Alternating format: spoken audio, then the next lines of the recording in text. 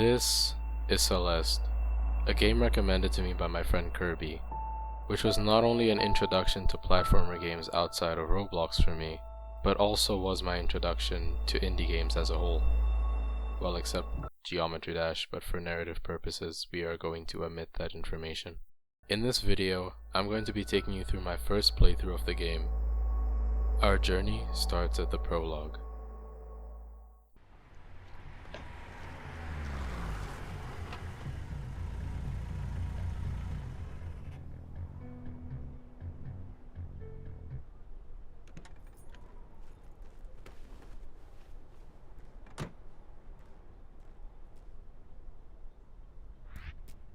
Upon entering the prologue, I was greeted by the most beautiful pixel art I'd ever seen in a video game up until this point. On the first screen was a suspiciously disconnected ice block. Oh wow, I wonder what this does. After discovering gravity and rejoicing at the fact that this game doesn't have ice physics, I proceeded to the next screen, where I was introduced to one of the most important mechanics in the game, grabbing, or climbing. They're tied into each other. Soon enough, though, I encountered an old lady, seemingly living at the foot of the mountain. She told me that the mountain trail is across the bridge, and I can now make my way towards it. But before that, tell her how you almost got killed by that giant ice block. Or did get killed if you somehow didn't see it coming. And she responds by laughing at you and telling you that if it was such a problem, turn back, lil bro. You're not built for this mountain. But I politely told her to screw off, and I made my way to the bridge. Bro, I'm not that heavy. Why is it collapsing? Come on, come on, come on! Oh. Well, great. Now I get to see my final moments freeze framed so that I can properly analyze how bad of a decision I made coming to this mount. Oh. Wait, am I frozen in time or just frozen in the air? Because this doesn't really... Oh shit, she got powers. Let me just... Oh. I see. A nice way to teach me how to dash. After that introduction, now begins the true journey up Celeste Mountain, at the Forsaken City. I honestly like that this game encourages you to take breaks. But that's probably for a reason. Upon entering the level, I was greeted by a small climb, another small climb, and a gap that is meant to be... Great start! On the next screen I was introduced to the game's first collectible, strawberries. Strawberries can be found in out-of-reach places, in secret locations, or beyond a small platforming challenge.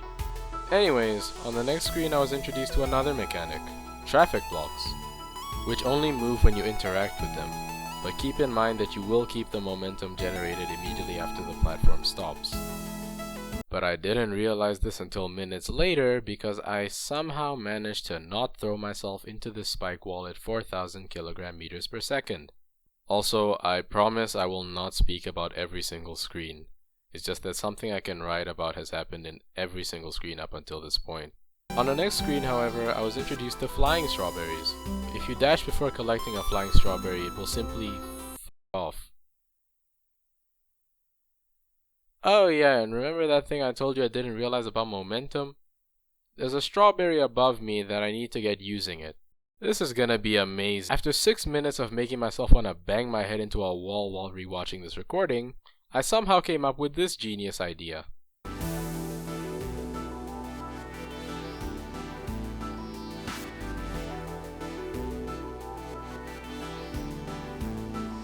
I think at this point I'm gonna have to talk about every screen individually because lo and behold, a new mechanic. Say hello to dash crystals. If you touch them while you can't dash, you can dash again. That's literally it. After 2 minutes of being an idiot again, I got to meet another character. A guy who seems to be climbing the mountain just like me. Theo. Now, I had to learn more about this character because I doubted it would be our last encounter. During the interaction, we get to learn about the origin of this city. Madeline states that a mega corporation began building this huge city, but unfortunately no one wanted to live there. likely due to the reputation of the mountain as strange or even possibly magical, or due to a government cover-up. Yeah, I know what kind of person Theo is now. Anyways, after a few screens, I finally made the most awaited discovery ever in this game. Drumroll please. After finally learning that, I was able to make it to the final screen. Standing before me was a monument. A memorial dedicated to those who perished on the climb. Now there are two ways I interpreted this. Either it's there for lore reasons to show Madeline that climbing this mountain will be a tedious task, or it's there as a tribute to all of the players who gave up on the game during the journey. Madeline sits down, lights a campfire, and reminds us that she's carrying a bag half her size, and just realizes that maybe she isn't built for this. And so concludes the first chapter, completed in about 36 minutes, with 11 out of the 20 strawberries, and 195 deaths. This is gonna be a long video. When I first got into chapter 2, I immediately had to take my hands off of the keyboard and listen to this beautiful soundtrack that was playing. And not only the music, but the background itself is stellar. Madeline wakes up as the stars are raining from the sky. The campfire that she lit beside her now glowing a bright blue-green copper flame. The text on the monument now unintelligible. On the next screen is a solid block filled with gray, static stars. After further investigation, I realized that the only way to go was down. Later on, I was introduced to another small mechanic, binoculars, which allow you to get a view of an entire screen. However, this room seems pretty small to have binoculars. Oh. Also, for some reason, I restarted the chapter at some point. I don't know why. Eventually, though, I found out that some walls in the game are brittle and can be broken apart by dashing into them. And after a short but more challenging encounter with dash crystals, I soon reached the mirror. A figure appears in the reflection. Upon close inspection, the girl in her reflection moves on her own and breaks out of the mirror. Above Madeline was the same contained void we had been leaving behind, now broken out of its shell, just as our reflection did. A new mechanic, which I will not name for the purpose of not spoiling the entire implied idea of this chapter. What? After a bit of backtracking to the second screen and a small challenge, I reunited with my reflection. Where's the drop though? That's my question. Immediately after the interaction, I'm thrown into a chase. Meet Madeline, who is essentially the boss of chapter 2. She reflects all your actions. You dash, she dashes. You jump, she jumps. You stop to take a breather, she catches you.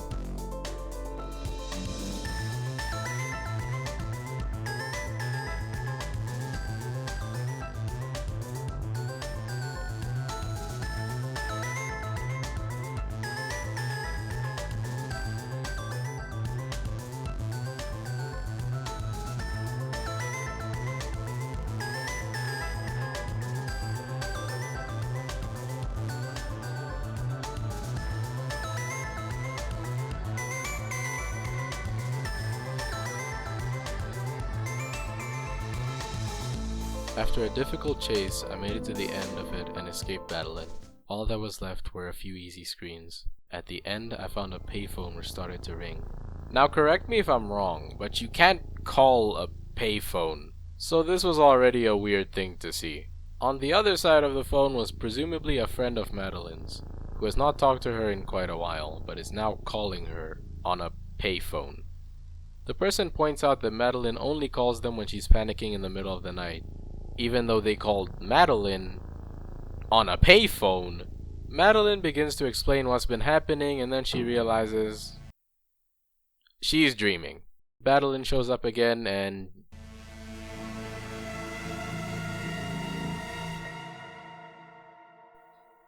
yeah, I got nothing. I'll let the theorist decide why this happened. Madeline wakes up again. Everything seems completely normal, and the dream blocks are gone. Theo tells Madeline that the site of the ruins was worth climbing up to this point. and shows Madeline the pictures he's taken so far. Maybe I will too, Theo. Maybe I will too.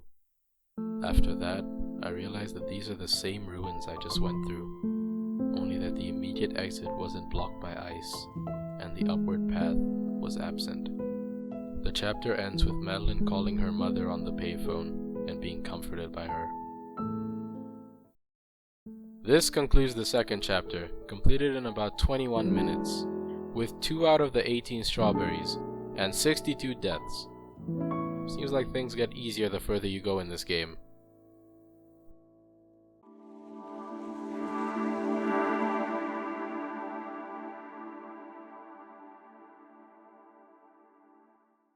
The chapter starts with Madeline crossing a bridge. Aside from the bridge being broken, we're also introduced to sludge. Say hello to dust bunnies, which are basically a special alternative to spikes since they can be on surfaces, in the air, or moving back and forth. That's right, everyone. This chapter is completely cycles based. But hey, if they're just moving back and forth, then it's completely fine, right? After struggling to get a strawberry for like a minute, I found another mechanic. Keys, which open doors. I don't know what else I could possibly say about this. On the other side of the door was a reception area. They just left the towels here. Can I speak to the manager? Oh damn, I was joking. I was joking. Please. Oh. Say hello to Mr. Oshiro, the concierge of this resort. A man who talks to himself out loud, and a guy who clearly doesn't understand the idea of consent. More on that later. Mr. Oshiro offers us his presidential suite, despite the fact that Madeline said that she's passing through very clearly. After that tiny interaction, we're told to follow him, and for f***'s sake. Yeah, this part of the video is mostly gonna consist of clips unless there's an interaction or a new mechanic. Sorry. Okay, I can finally talk now, because there's a new mechanic in this screen. These are carpets, or rugs. I don't know the difference, and they can be placed on the walls. Anyways, if you touch a part of a carpet, a dust bunny will form the moment you end contact with it, basically stopping you from touching the same spot twice. After catching up with Mr. Oshiro, he tells us that there's an elevator up ahead. Thank goodness. Madeline questions if this resort is actually open due to the lack of life, and Oshiro says that it is and it would never close during prime tourism season. Yeah, sure. He also offers to take Madeline's bag, which she declines, and he is okay with? So he's not ignorant, he just doesn't care about Madeline not wanting to stay here. That's great. Oh my days, where is this elevator?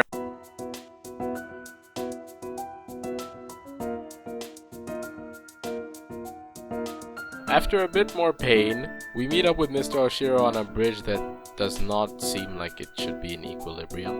Anyways, once Madeline talks to him, he proceeds to say, "Pick up the pace, bitch. I don't got the time to be waiting for you." And this was the start of my hatred towards this guy. At least there's an elevator coming up. Okay, bro, this guy was just lying. Welcome to this mess heap.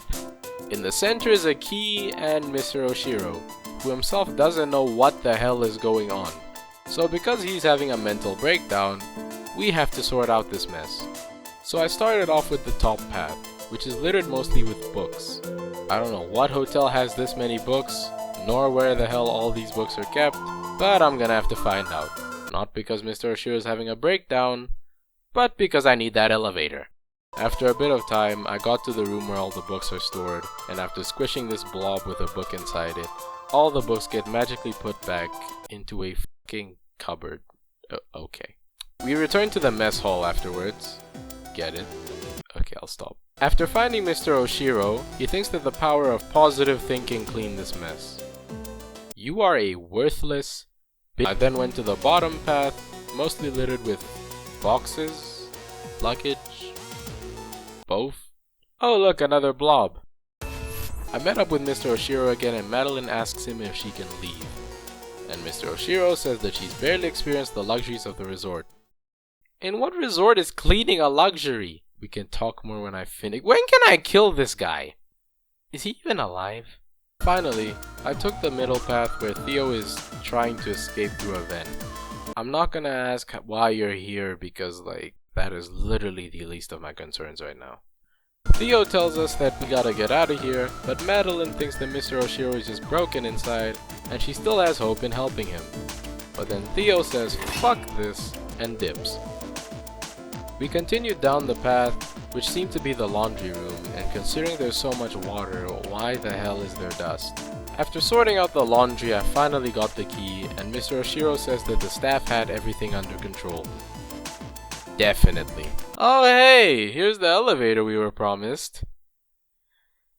I f***ing hate this place. Also, Editor Zen here. Theo is supposed to show up from this vent up here, but I guess I got through this room too quickly for him to pop out of it. After a bit of pain, we get to the area right before the suite. And here we find out that Mr. Oshiro has not only been making it difficult to not hate him, but has also been making it difficult to beat the chapter. Because he is the source of all of the dust bunnies. Which makes me question how the hell they got outside of the resort, because this guy doesn't seem like he goes outside much. Because my path is blocked, I have to take the lower path. The lower path has a locked door that circles back to the other side of the previous room. Because why not, I guess. After a little bit of pain, I got the key and found the notebook on the way out.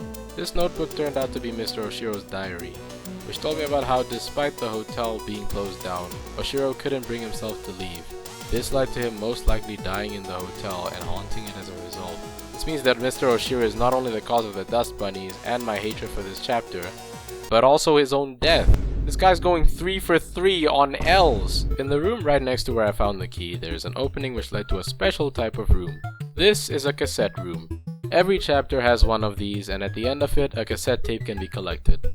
Cassette tapes allow you to unlock an alternative, harder version of a respective level. This room also introduces what I like to call rhythm blocks. Rhythm blocks alternate between on and off at a frequency determined by the BPM of the song playing in the background. Damn, that's a mouthful. After collecting the cassette, I went back so I can see the suite, climb up the roof, and leave. Why?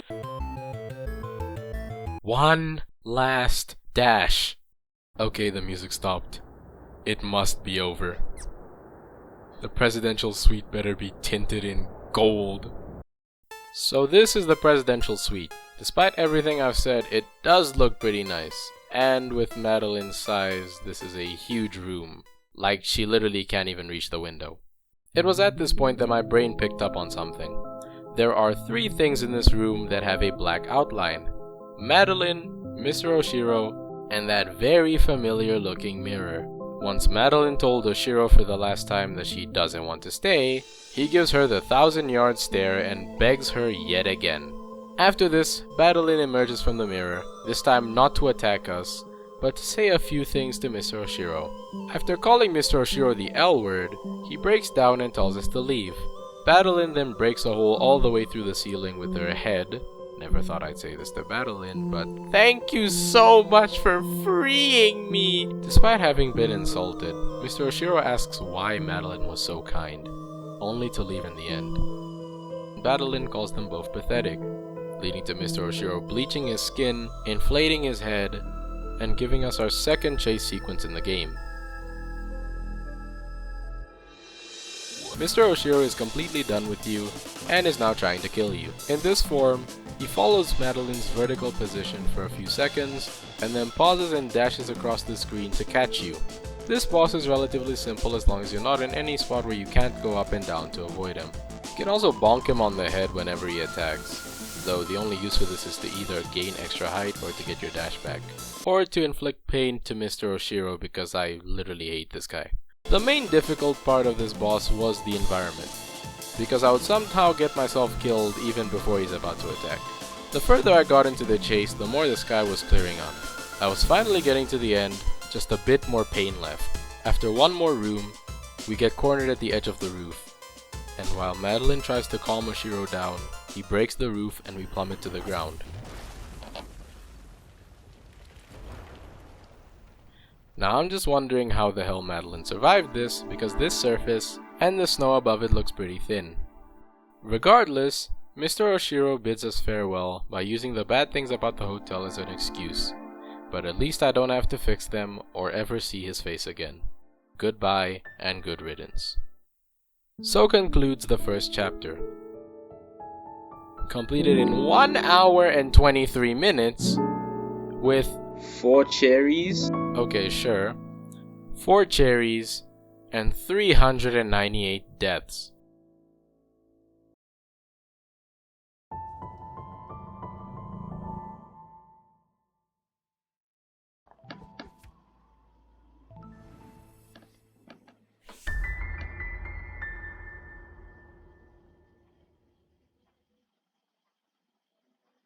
Oh, nice. Chapter 4 started off by introducing me to a new mechanic, blue clouds. Clouds basically act as trampolines, allowing you to jump higher. Then the literal second room introduced me to another mechanic, blue bubbles. Blue bubbles are kinda like mixing a second dash with a dash crystal. After a bit of swimming, we meet up with an old friend. The old lady is very surprised to see her get this far, especially after the hell that was chapter 3, which Madeline briefly summarizes for the old lady. She then calls Oshiro a lost soul and tells Madeline not to make him her project. This specific thing stood out to me a little bit because the first thing that came to mind when I read it was the idea of trying hard to fix someone who doesn't see any problems with themselves. It made me think that the idea of trying to fix someone like that is more like trying to make them fit into your standard of what's normal, without first understanding what you may see as a problem, they may see as a positive trait. As long as it's not hurting anybody, let them be. But Mr. Oshiro was definitely hurting me. I think maybe this is the whole message of chapter 3.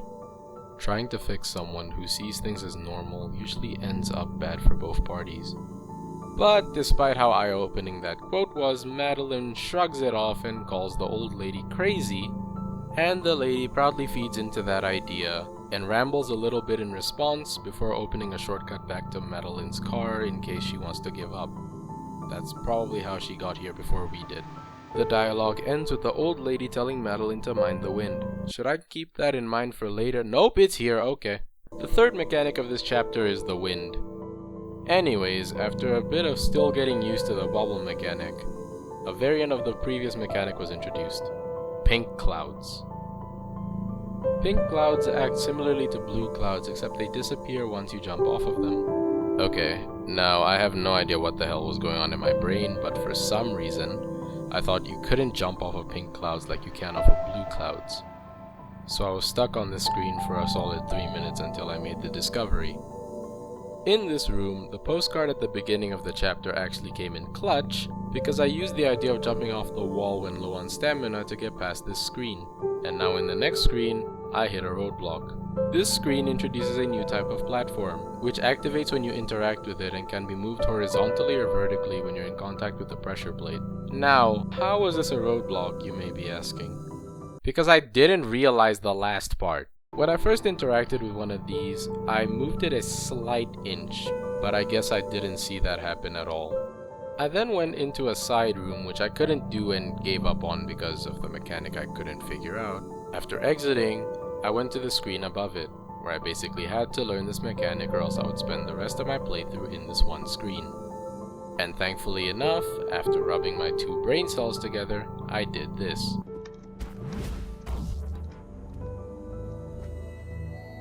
Oh!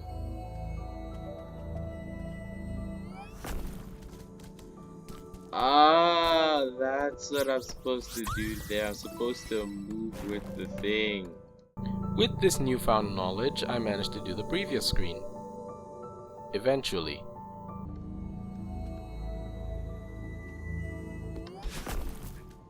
I don't know if that's how it's meant to be done, but that's how I did it. It's not, but it's not the dumbest way I've done something in this game, so I'll allow it. After 3 screens that helped me get used to both the bubble mechanic and the new platforms, I got a strawberry and went to the final side room. When I finally came back to the main screen, I proceeded to get stuck there for over 5 minutes.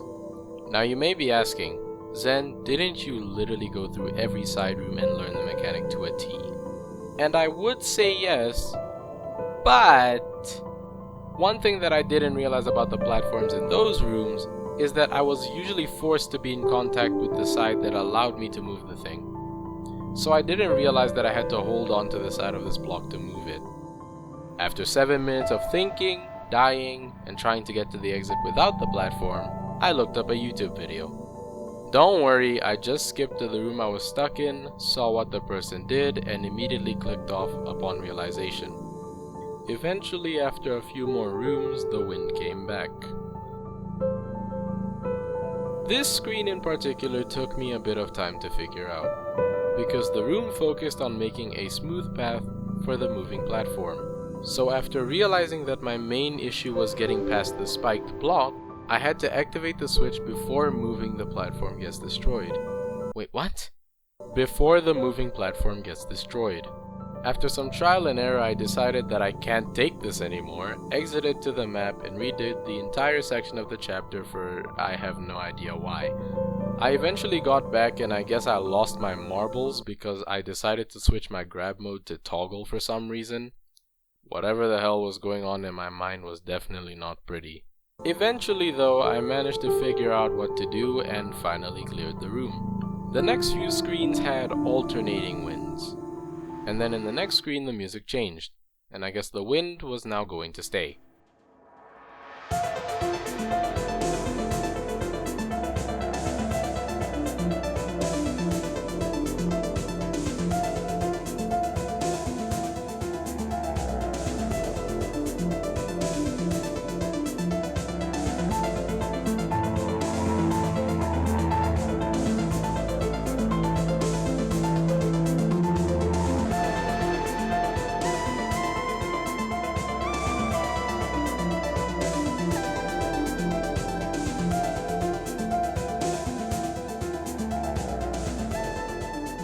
At the end of the chapter, Madeline hops onto a ski lift, I think, and somehow, from I don't know where the hell, Theo appears. Theo helps to start the I've never seen that word before. In the gondola, Madeline and Theo talk about the events of chapter 3.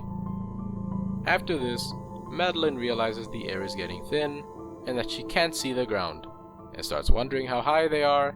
Then the gondola stops. Then Madeline appears on the side.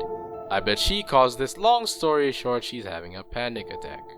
Theo tries to restart the thing, but ends up not only breaking the lever, but tossing it off.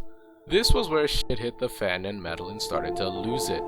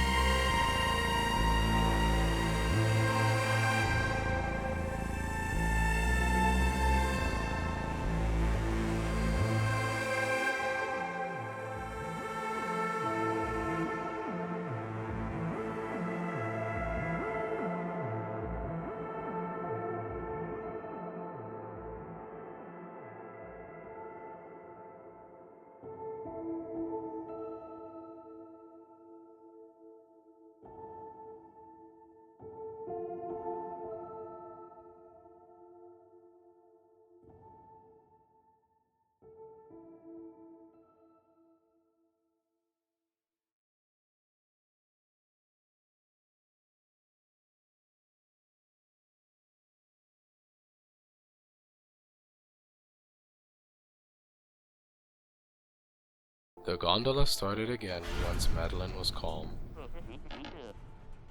Once we got off the gondola, Theo checks up on Madeline and points out that he had absolutely no faith in their survival. Beautiful. The chapter ends with the selfie that Theo took. Now I don't know if Theo saw the same shit that Madeline did, but the selfie kinda makes me think he did. This concluded Chapter 4, which was beaten in 26 minutes. Yeah, Chapter 3 is just evil, with 284 deaths and 8 strawberries.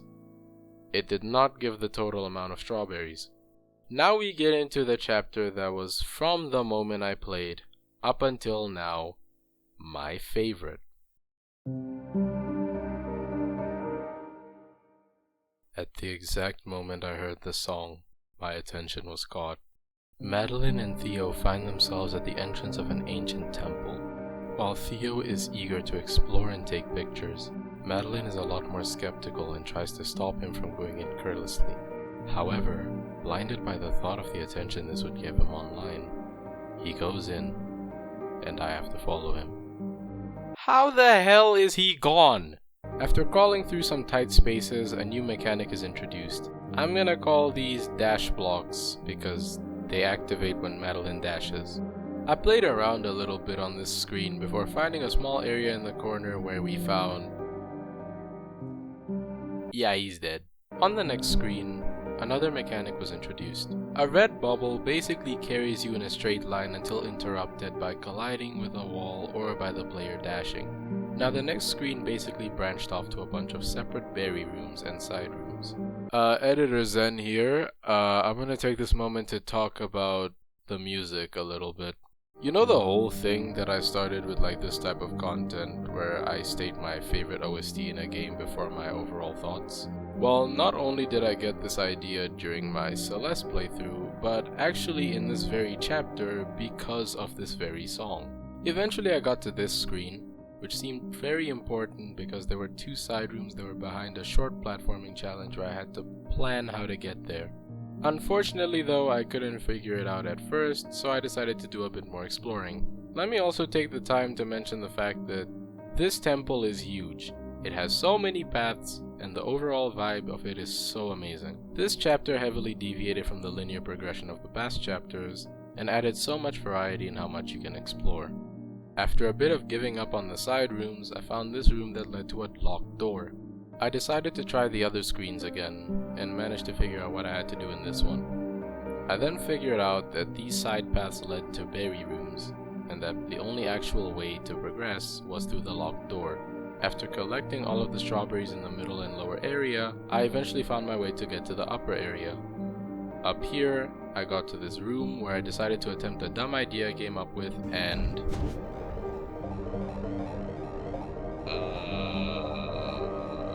Okay. I'm very shocked as to how I just figured this out considering past things. After doing this very short room, I found the key, collected another strawberry, spent a minute or two trying to figure out where the rest of the strawberries were because there was no way that the entire upper area was only containing 1, and eventually I gave up and opened the door.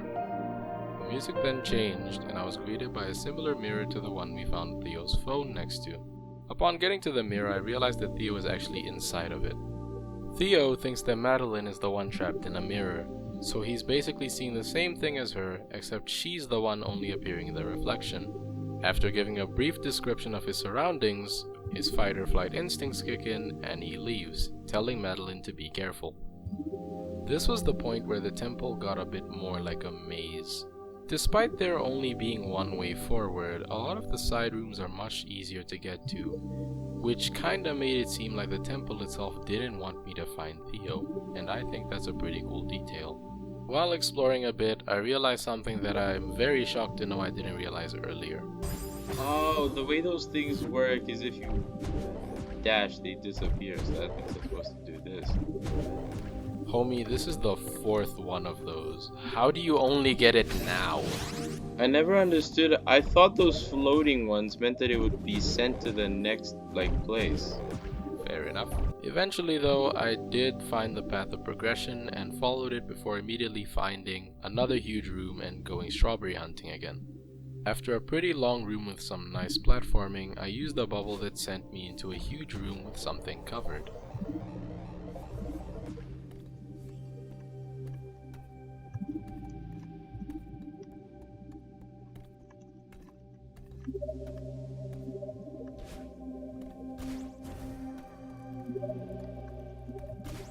Boss battle?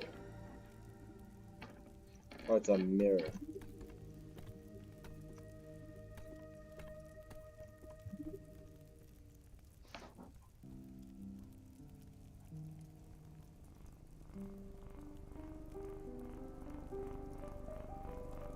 Well, it's time to save Theo.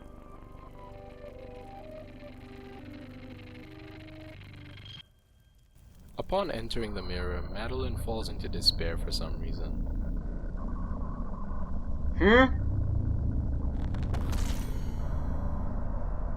I'll explain this thing in a second. All you have to know is that the player's job whilst controlling it is to reach Madeline. You can do this by breaking these red walls with a dash and ignoring these impenetrable barriers.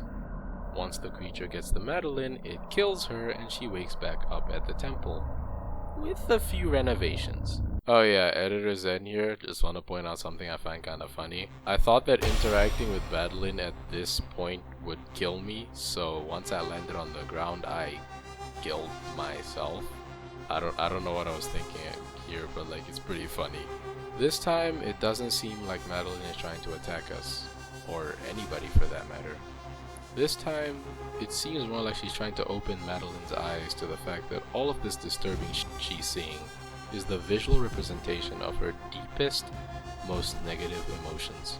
In her own mind, everything is really harmful, and it's all coded in a harsh, angry color scheme. Madeline confronts Madeline, trying to get her to put an end to all of this chaos. Madeline refuses, as not only is this out of her control, but she's also tried since chapter 2 to convince us that climbing this mountain is a bad idea. So in her point of view, Madeline deserves all of this. She storms off after an argument, and Madeline decides that she'll fight onwards without her help. The next few rooms though are very dangerous, with tentacles nearly everywhere and the only safety net being the dash blocks. In the next room though, an old yet new hazard re-emerges from one of the statues. This is a Seeker. It's an enemy that remains dormant until Madeline enters its line of sight. Keep in mind, once you enter its line of sight, it will pursue you even if you stun it and then go behind a wall. It will chase after you until you've left the screen. Additionally, similar to the one the player was controlling, it can break these red walls, but can't pass through these barriers. After a very long introduction to those things, Madeline wonders why the things in her head are so hostile towards her, and blames herself for Theo getting trapped in the mirror. This was where I speculated that the Seekers are a representation of self-hatred, simply because they attack and hunt Madeline upon sight. That's not a design choice, that's a euphemism. Upon reaching a large screen, the music shifts a bit in its tone, going from harsh and hostile to more calm. In this screen is a highlighted path that has 2 obstacles, a door, and a Seeker. I climbed to the top of the room and found the same gold torches from earlier. This path led me to a room with, yeah, remember when I said a door and a Seeker? Make that 2 doors and a Seeker. Either way, the keys were unreachable from the path that I was following, so I had to find a way to reach them from below. After a little bit of platforming, I got to the first key and realized I'm 100% gonna need a bubble to get past this gap. I went back to the main room and took the upwards path, which led to Theo. Despite being happy to see him, Madeline still feels guilty about Theo being imprisoned in this temple, and also feels horrible knowing that the temple is showing Theo all of the things that she finds wrong about herself, physically manifested and now endangering both their lives. But Theo points out that the crystal may be something formed from his inner thoughts, and that the temple is shaping up around him as well. The main thing they have to focus on is getting out, because Theo is basically immobilized and Madeline still has to make her way to him. So I set off to search for the other key. I went into the upper path on the other side, where I needed the Seeker below me to break through this wall. After a short screen, I found a 3rd key?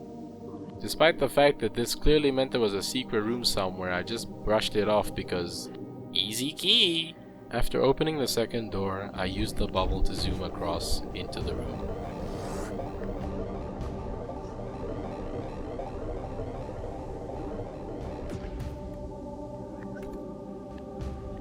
Oh, here's that 3rd door. Oh well. After a few more Seeker encounters that solidified my hatred for these things, Not as much as I hate Mr. Oshiro though.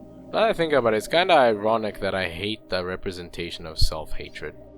This room in particular was painful though because the trigger was behind this block. Now seekers can drift a little bit on their path towards Madeline. Now this usually caused one of two things to happen. Number one, it kills me, or number two, it completely misses the thing because I jumped down a bit early.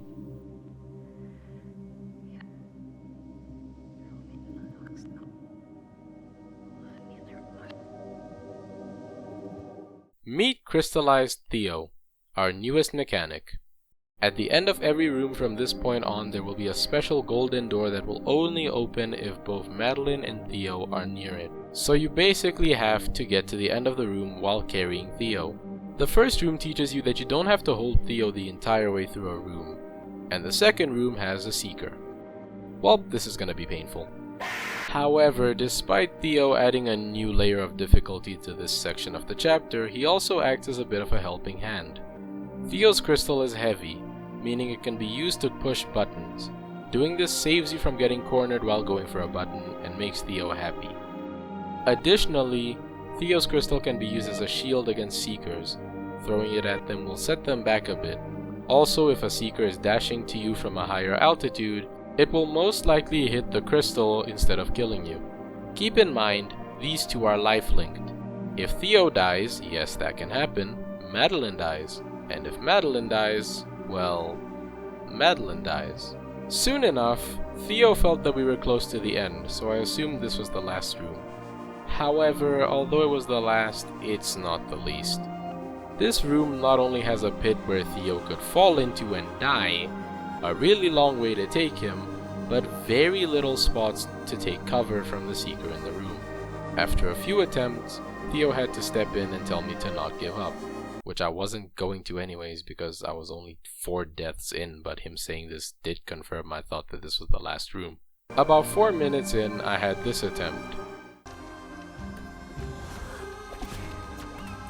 Oh, this is huge. This is huge. This is huge. This is huge.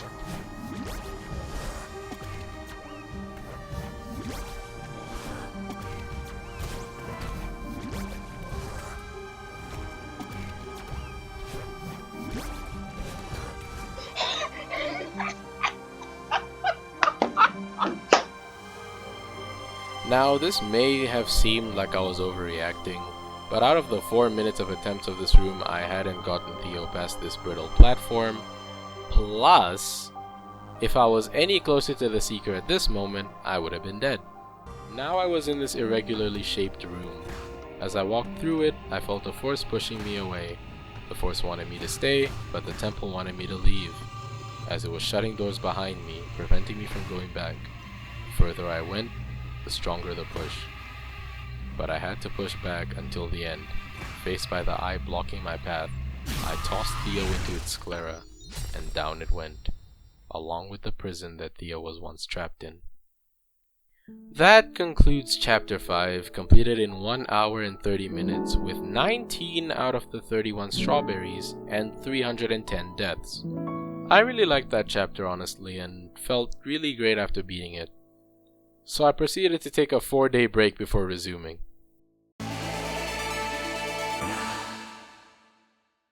The chapter starts off with Madeline carrying Theo out of the Mirror Temple.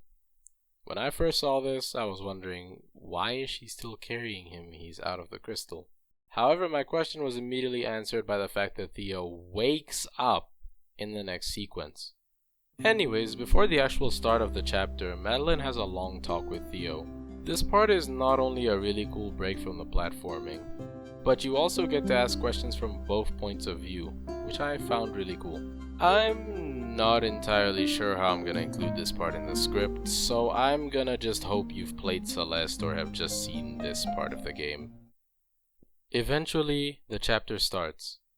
Madeline wakes up and sees the northern lights in the sky, which, oh my days, this is so beautiful.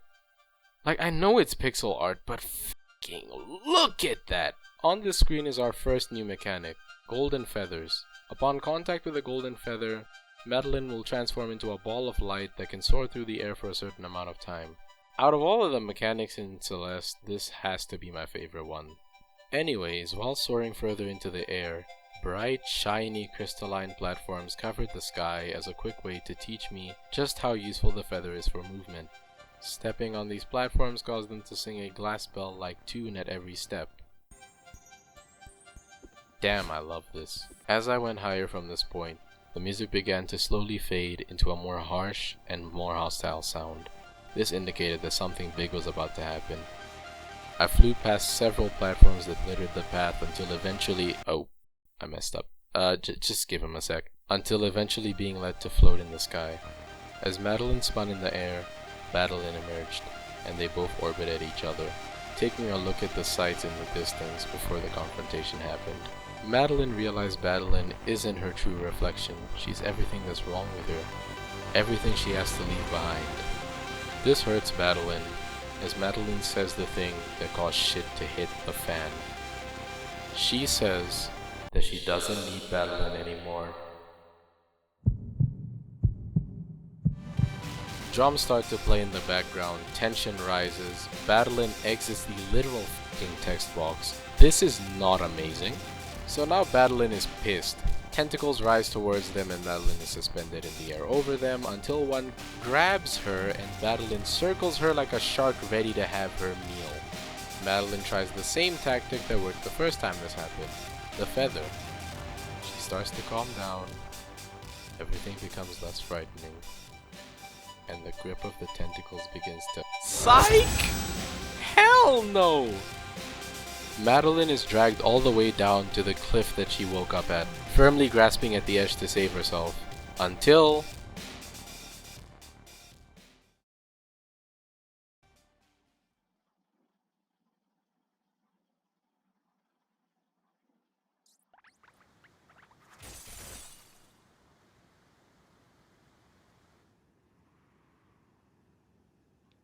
I don't know if that's supposed to happen or I messed up.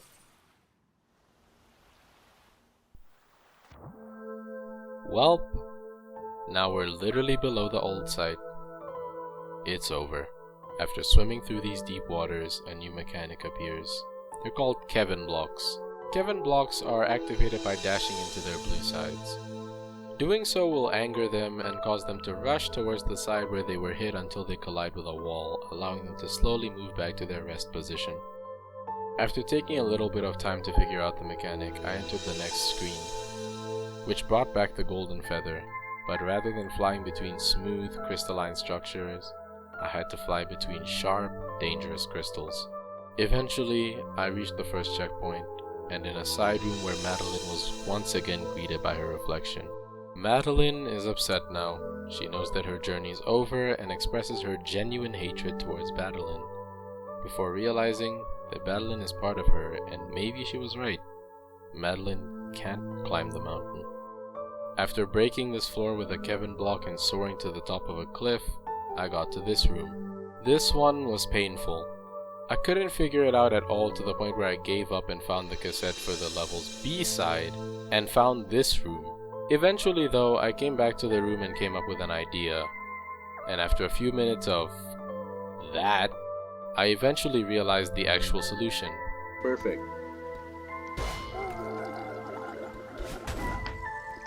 You're joking me.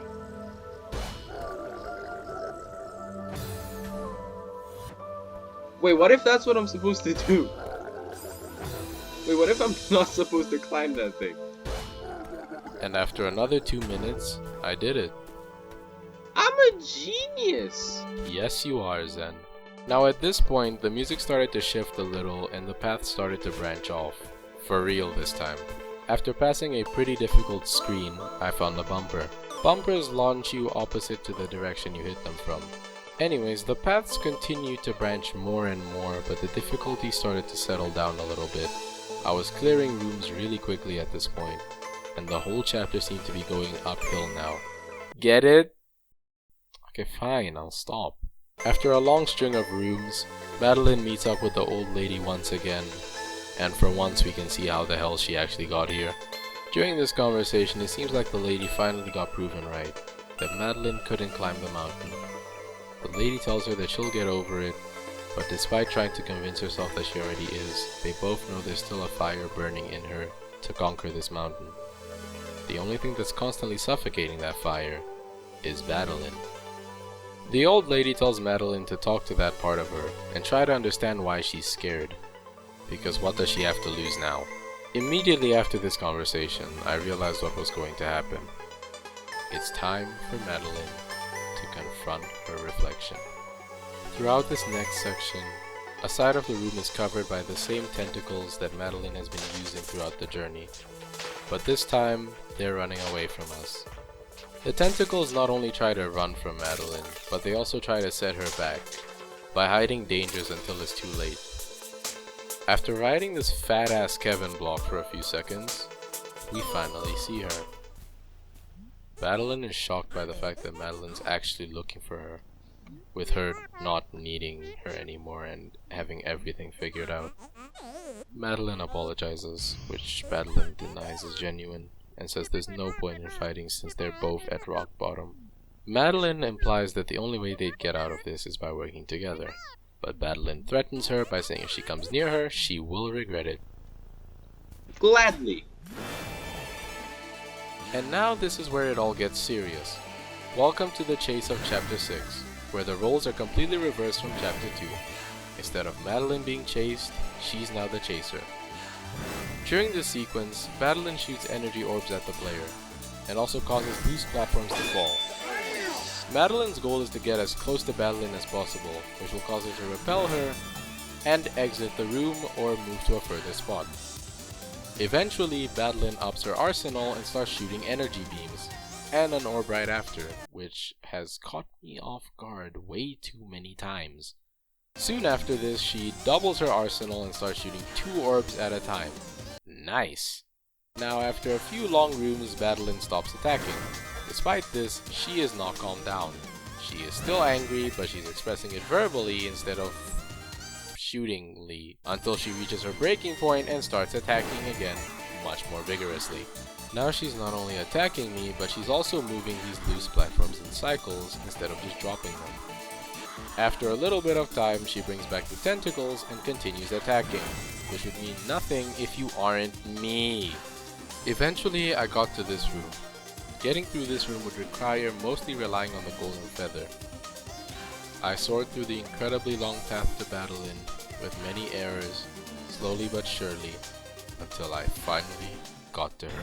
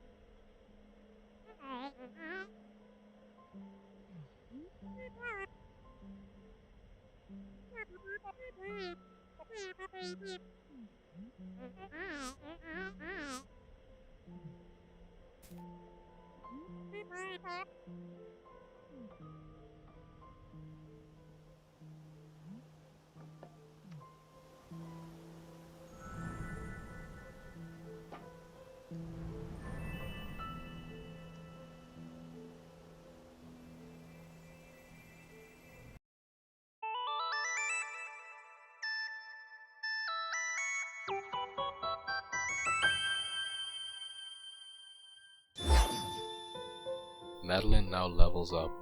Her hair flows graciously in the air, and she unlocks a second dash. With this newfound ability, Madeline... Did my fucking game crash?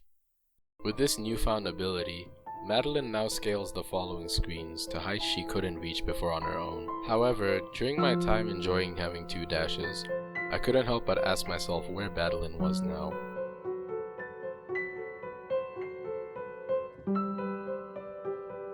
And once I made contact with this orb, my question was answered.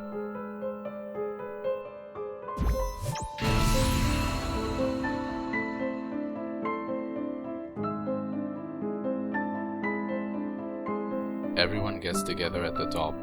The old lady and Theo finally get to meet Madeline. Despite everything, they all accept her as part of Madeline. With these new movement options in mind, Madeline feels they can finally reach the summit together. And after a bit of hesitation from Madeline and a bit of encouragement from everyone else, they are ready to reach for the summit. This concludes Chapter 6 of Celeste.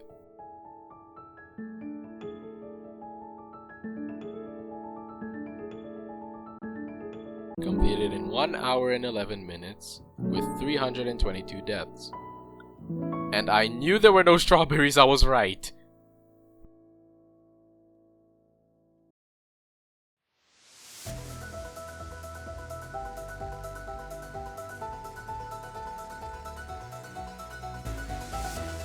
Chapter 7 starts off with Madeline soaring through the air before ending up in a forestish area where I was immediately required to use the double dash. This forest area probably surrounds the chasm we just escaped from, because most of the screens had a huge gaping abyss where it was easy to fall in. Especially this room. This screen is basically a crossroad over the mouth of an abyss. There is no stable ground that you can stand on except at the start and the end. And the main thing that made this screen difficult for me was the spikes. Looking at the layout of the room at first, I thought the problem would have been stamina management, but there's lots of dash crystals littered around the area in very forgiving spots. After 6 minutes, I got to the next screen. This is a Madeline boost. Upon reaching one, Madeline will alley-oop you to either a very far height or the next screen. Upon reaching the last one in this screen, a cutscene plays where both Madeline and Madeline soar through the air.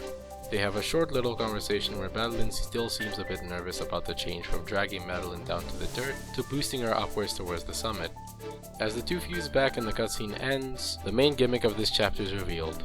Yep, we're back in the Forsaken City, which immediately made me wonder where the hell the picture at the start of the chapter is taken from. But I won't question it.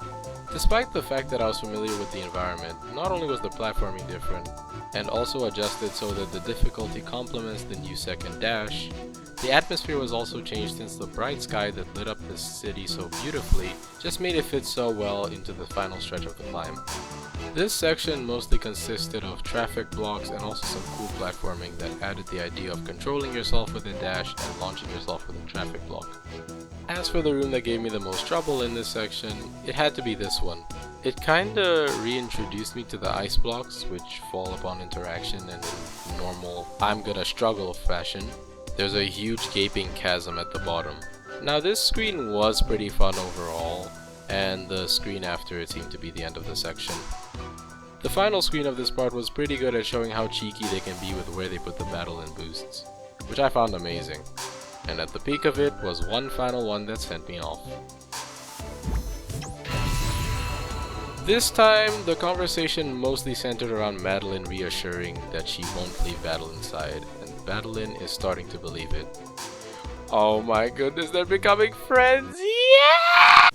Now we've reached 1000 meters, which resembles the old side and reintroduces dream blocks, which had me a bit skeptical.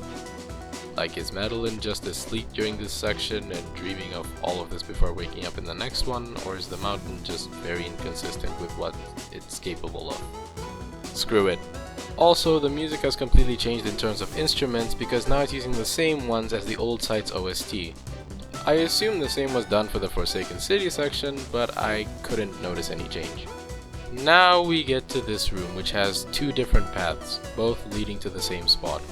I didn't actually check to see one path, and the other path hurt my brain, but to be fair, I probably should have explored this huge ass room a bit more before diving headfirst into several dream blocks. The final room of this section was not that difficult, honestly. With the whole dash regen thing from the dream blocks, I managed to clear this room in under 5 deaths. This time, Madeline starts off the conversation by complimenting Madeline. This clearly shows that as they're going on, Madeline is opening up more. Madeline is very appreciative and playful about this, and this part really touched my heart. But it turns out that something ahead was waiting to touch me. Fuck. During my suffering, I found this hidden opening in the wall that led to a room with a Summit exclusive collectible. This is a gem. Keep it in mind since I might talk about it later if I actually get to the place where it matters.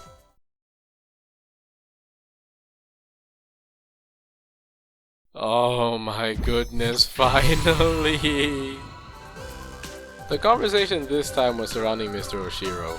Madeline still feels sympathy for him and hopes he's okay, while Madeline still hates the guy, rightfully so. Despite said hatred, they can both come to terms with the fact that maybe things went a bit too far, so Madeline apologizes. In all honesty, I would have gladly flipped off that idiot while soaring through the air. 2,000 meters high and the scenery once again changes. The atmosphere here isn't that different from the one in Golden Ridge, although it seems to be more dense with clouds. The music also just adds a nice sense of calmness, which I needed after having to relive my literal trauma. Now unfortunately, one thing that didn't change at all since I was last here was my understanding of how these blocks work. Yeah, I was stuck in this room for about 10 minutes. The final screen was very long, but kind of open in terms of space. It mostly consisted of winds that were changing direction as I went on, and this cheeky little spike wall at the end. But at the end, the next conversation has the literal most amazing switch up in the story. They both agree that the previous section was really difficult, and Madeline considers giving up, but Madeline says no. This single-handedly shows how much these two complement each other. And with this, they now head up to 2,500 meters. The wind is settled, and up ahead is the Mirror Temple. It's a lot more welcoming this time though. I couldn't recognize any textures from the Mirror Temple's soundtrack in this section, besides like the vocals.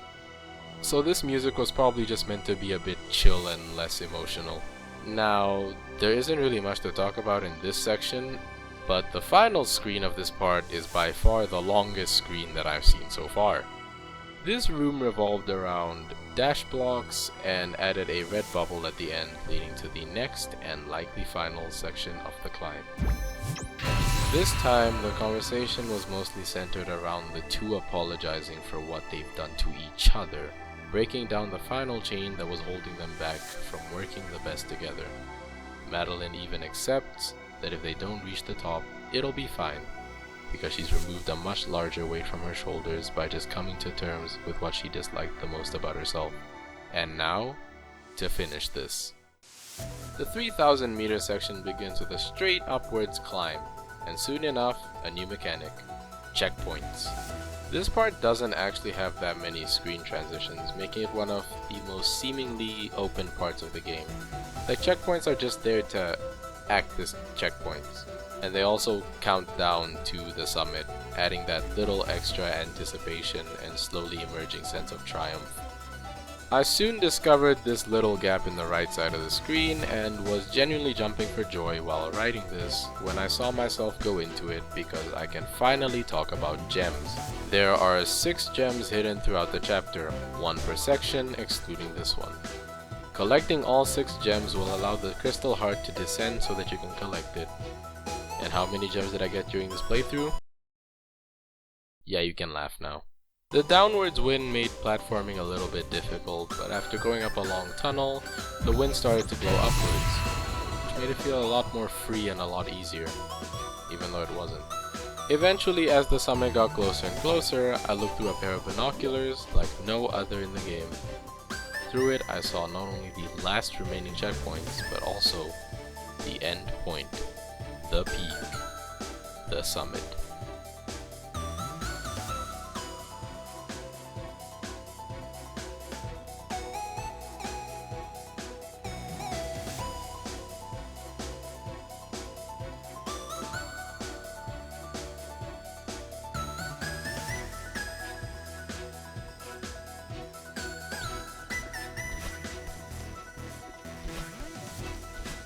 It's done. It's over.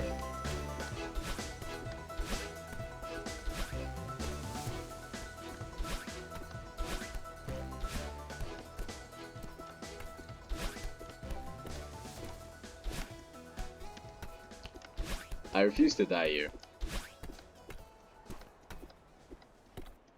GG's. GG's. Finally, Celeste Mountain has been conquered, offering the two a great view before their last time together.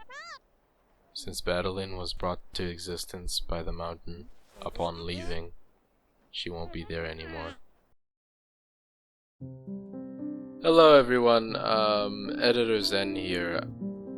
I didn't really like the way that I did my overall thoughts on this video, so I decided to do a small retake. Just no script, no nothing, just speaking straight from the heart, I guess. Celeste is one of the greatest games I've ever played. It's a game that not only introduced me to a whole catalog of games of its kind, that being indie games, but it also taught me the importance of the value of perseverance and also showed me to not leave my past behind me, rather to carry it with me as a sort of boost, as a reminder of who I've grown to become. Believe it or not, this is my comfort game. It's the game that I come back to when everything feels heavy, when things get too stressful, and when things get too hectic. It's a game that I've never uninstalled ever since the moment that I bought it. Completing this game is a core memory to me, and even though editing this has been a climb of its own, I still hold this game at a very high regard in my heart. If you've made it this far into the video, I wanna personally thank you. You're witnessing me play through the game that made me switch to this type of content. Whether you like it or not, I'm sorry. You've watched this channel's beginning as a journal of some of my favorite memories. Even though it already was, because I was already posting some of my favorite memories alongside other things. But this is just basically the debut of when I started playing indie games in general. And if you've made it this far, I genuinely hope you have an amazing day or night, and I will see you soon. As they approach the house by the driveway that almost prevented all of this from happening, everyone meets one last time to bid farewell to Madeline. Not a single thing could go wrong here. Something had to go wrong here. Yeah, apparently we forgive Mr. Oshiro for giving Madeline literal hell. I mean, I don't. Madeline bakes a strawberry pie using all of the goodies she's collected over her journey. Would have preferred to have some cooked bird considering it decided to invite Mr. Oshiro, but okay. This concludes Celeste, completed in 9 hours and 6 minutes, with 50 out of the 175 strawberries and 2,314 deaths.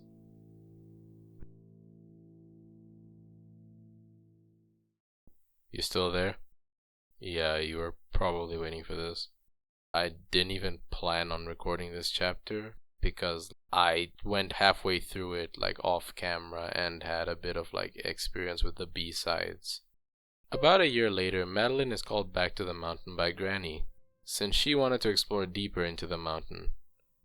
Madeline is warned that being this deep in it may cause trouble with her powers. Said trouble brings us to one of the main mechanics of this chapter, which I'll call Heat. Heat prevents Madeline from recovering her dash unless she enters a new screen or collects a dash crystal. Upon actually entering the core of the mountain, there's fire everywhere and it's hot as shit, which leads us into our first actual mechanic, magma blocks. Basically, they act like an accurate spring. In the next room is another mechanic. Conveyors? Screw it. Also, I want you to keep these mechanics in mind since they do get a bit different very soon. Eventually, I reached this room with a pathway that was glowing, indicating I had to get there.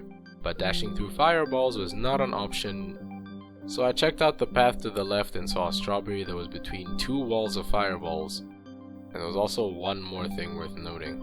You see this lemon-faced thing in absolute agony? It looks really similar to the bumpers from Chapter 6.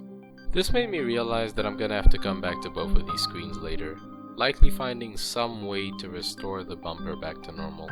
The screens of this chapter mostly involved avoiding fireballs and using the momentum given by the mechanics that were previously mentioned. That is until this room, where both the way up and the way through are blocked by walls of literal magma. However, upon touching this glowing heart, it all changes. Say hello to the main gimmick of this chapter, the thermostat. In the core, there are switches that can change the surroundings and the music from piping hot, suffocating, and dangerous to ice cold and calm. This change doesn't only affect the surroundings, it also affects the aforementioned mechanics. Magma blocks freeze, removing their elastic nature and allowing them to just safely glide before falling apart slowly, and conveyors freeze and become slippery, meaning you can't hold on to them without sliding off. The fireballs that were constantly flying around quickly have now frozen over into icy platforms that can be bounced off and shattered in the process. But they are sharp at the bottom, keep that in mind. So I collected the strawberry and headed up deeper into the heart of the mountain. I, for some reason, tried doing the first screen while it was cold, but eventually fell onto the switch by accident. The next few screens revolved around making sudden shifts between hot and cold using all of the mechanics in both states. That was until the drums started to kick into the soundtrack and lava started rising. Say hello to rising lava.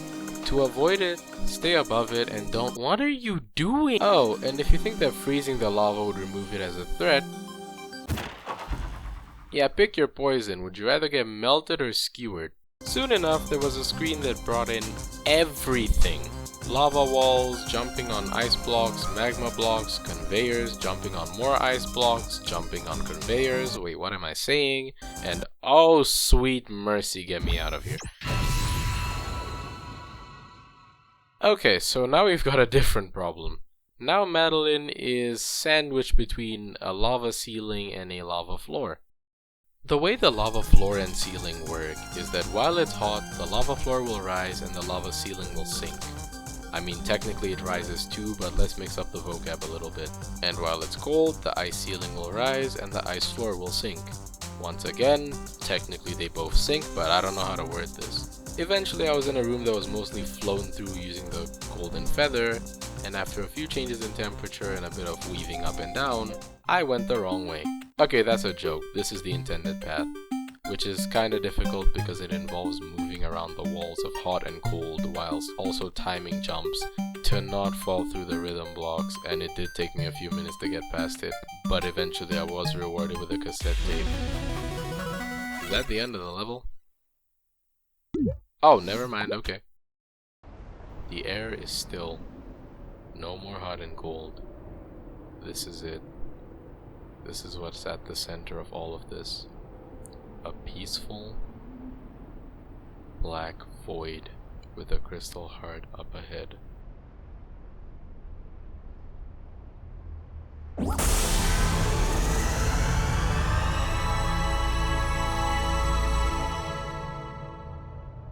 This concludes Chapter 8 of Celeste. Completed in 31 minutes, technically, with 2 of the 5 strawberries and 261 deaths. Now I am truly done with this playthrough.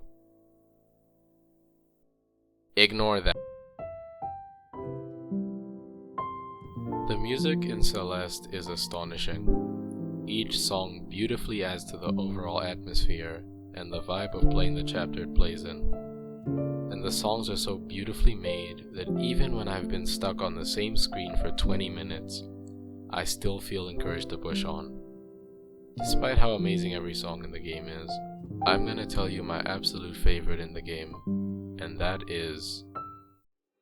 Before I explain, I'd like to give an honorable mention. For the longest time since I started listening to the OST after my playthrough, I always thought that my favorite song was Quiet and Falling, the first song of Chapter 5. But then while I was rewatching my first playthrough, writing the script, I heard the song and something within my soul just felt more at peace than it felt listening to any other songs in the OST. And when I listened to it on my own, headphones in, I was blown away. The song sounds like it was played live. Each note fluctuates in amplitude and some notes have tiny little delays, making it all sound so human. The song is so emotional and so calm, seemingly being played with just one piano. And while that alone isn't really what convinced me, the moment I heard the drop I got goosebumps. The drop is incredible and every time I hear it I picture a huge challenge being overcome. and that just adds to the literal euphoria I feel while listening to this song. All for it to go back to tranquility and end off on a beautiful note.